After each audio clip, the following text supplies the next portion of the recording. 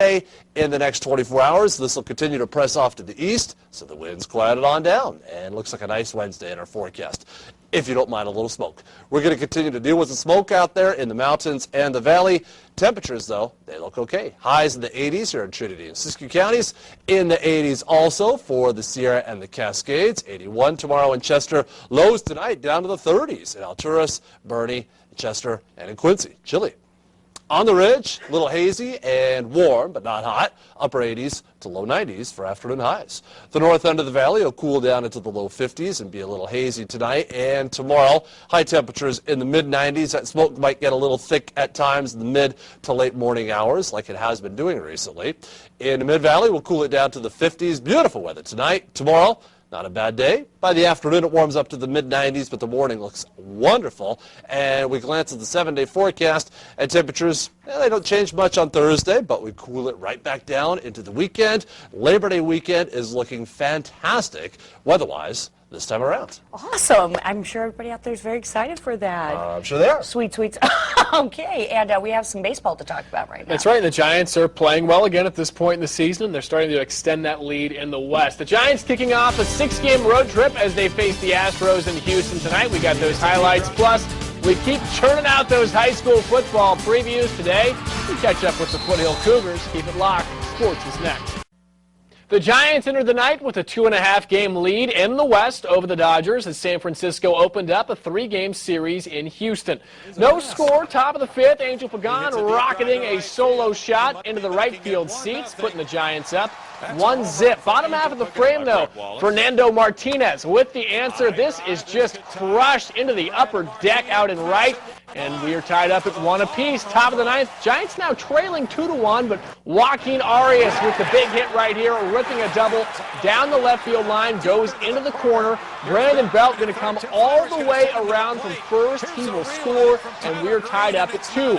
Couple batters later now, Hector Sanchez cracks his bat on the bloop single into center. Arias scores the go-ahead run as the Giants win this one 3-2. They now move 3.5 games in front of the Dodgers in the West. A's facing the Indians. No score in the top of the 2nd. Brandon Moss dumps the base hit into shallow left. Coming in to score is Seth Smith. Oakland goes up 1-0. Later in the frame now, Adam Rosales going to sneak the seeing eye single just through the left side of the infield. That'll bring home Chris Carter and gives the A's a 2-0 lead. Same score now in the 3rd inning. Moss up at the dish again, and this time just crushes a drive to right center. This one landing in the shrubbery out there. It's a 2-run shot and makes it 4-0. The A's would go on to win this one handily, 7-0, as they improve to 71 and 57. Moving inside, the Hamilton girls volleyball team playing host to Mount Shasta tonight.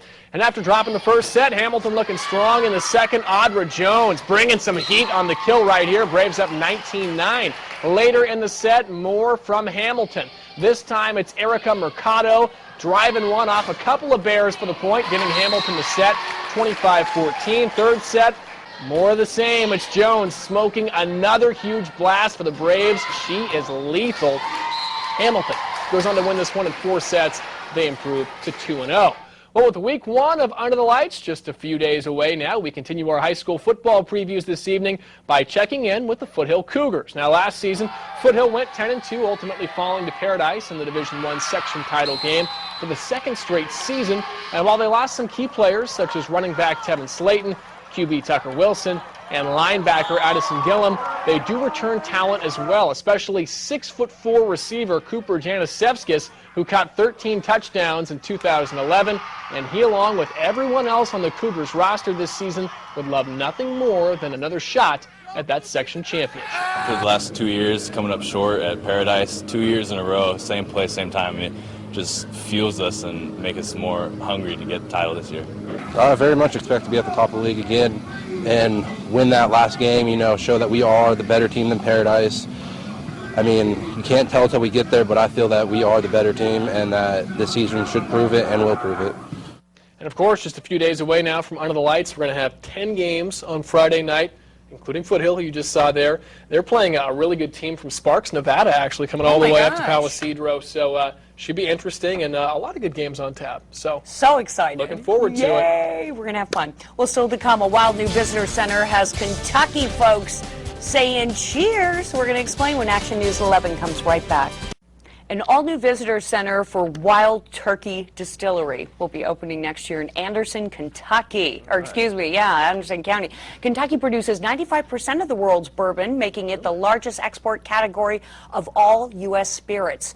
The $4 million center will tell of the company's history, its role in the Kentucky Bourbon Trail Tour, and offer a tourist attraction which will feature 6 signature distilleries in the Bluegrass. The center is expected to open in April and will create, are you ready? 1 full-time job, a $4 million.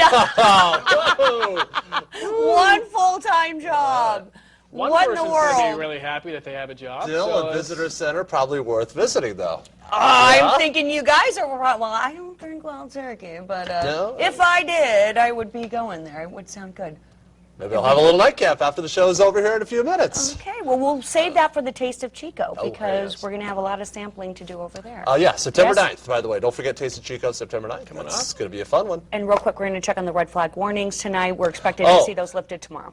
Actually, they're done. Now they're done. Yes, winds are calmed down, humidity is recovering rather nicely, so red flag warning is over. No strong winds in the forecast anytime soon as well, so that's great news of the firefighters. Okay, hopefully we'll get every fire contained Yes. within like days. All Yes. right, well, that's going to do it for this edition of Action News at 11. Thank you for joining us, folks. Have a great evening.